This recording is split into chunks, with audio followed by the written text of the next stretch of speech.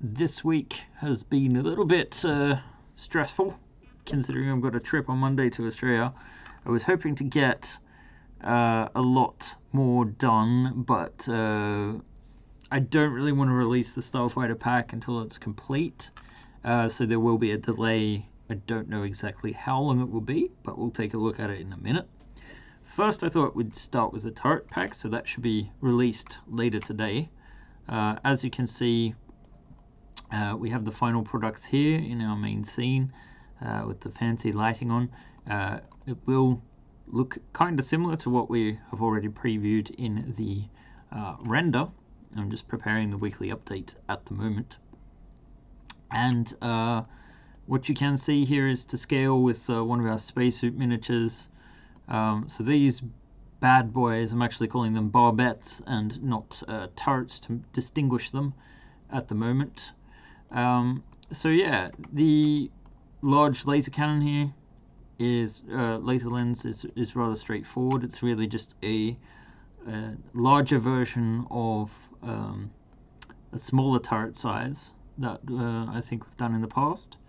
Then we have the converging beam style. We have our galaxy far, far away Imperial style, you might say. And we have also another sort of a single cannon that's sort of like a combination of styles, and of course a large radar dish. Now, normally the connections that we've used have been a bit flimsy. They don't work in all circumstances. So each one actually has its own special system, or rather there's two in place. The first is that these weapons, I'm just going to turn off the shadows so that it's a little easier to see. This comes in one main part, so it's probably quite large, but still most printers should be able to handle that, no worries. The rails are actually built in sections, and they sort of clip in just with one clip, and you slide the barrels up through this passage here, which is, let me just, maybe I can get a bit of contrast in the background there so you can see. There we go. So, of course, the autosave will kick in. Alright.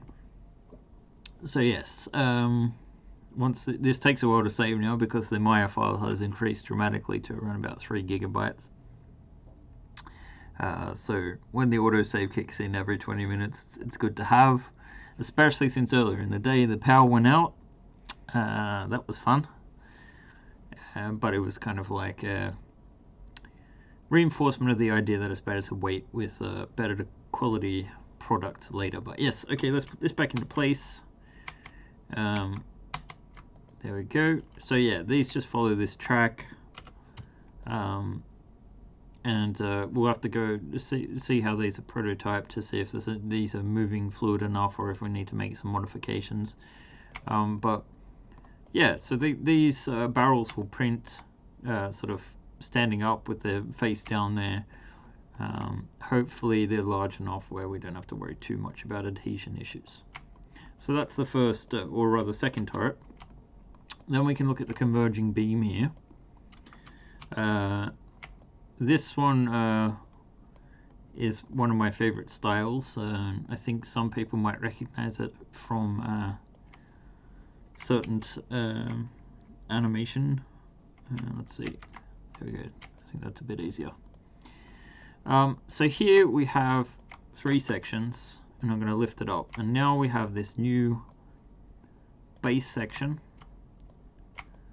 and the barrels. And you'll notice here, if I move the barrels back into place, let's see, I want my channel box and I want to switch that to 0.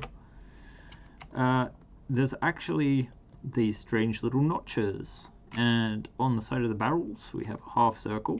So the idea is now you will get the barrels to only rotate in a like 90 degrees arc. So if we move these back into place as well, they will be physically locked. Now in these circumstances they can't do very much because of the way they're shaped, but they will lock into place and have a limited ability to move, which is kind of like how a turret would work.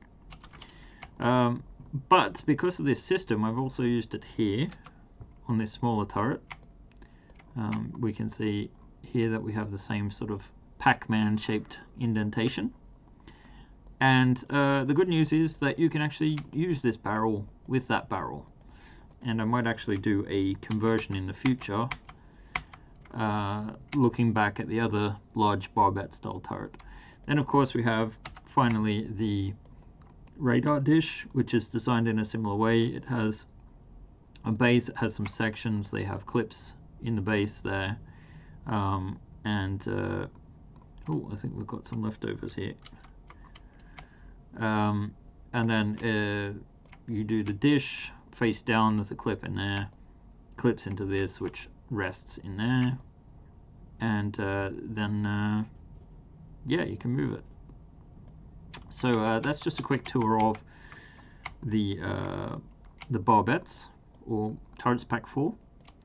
Now let's just look quickly at the Starfighter system. Now this is a real mess right now. It's taking more time than I thought. A reminder again, these guns are from turrets pack 1.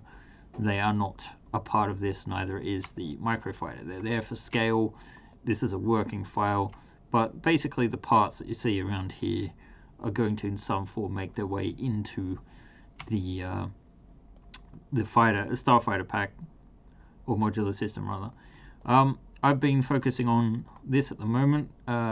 We have some new weapon systems that you will get, and these should be technically backwards compatible with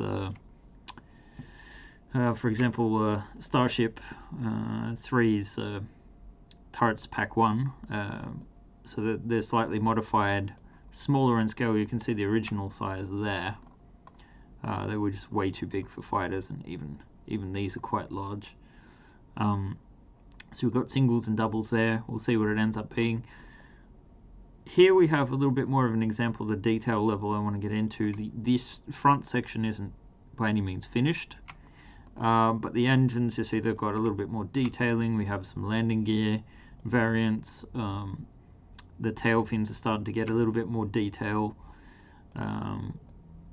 Basically, I want to have it as complete as possible and modular enough that you could, switch in a few extra details there or move some engines, that sort of thing. But it turns out this is very complex and requires a bit of detail. And then of course there's the other aspect, which is pilots.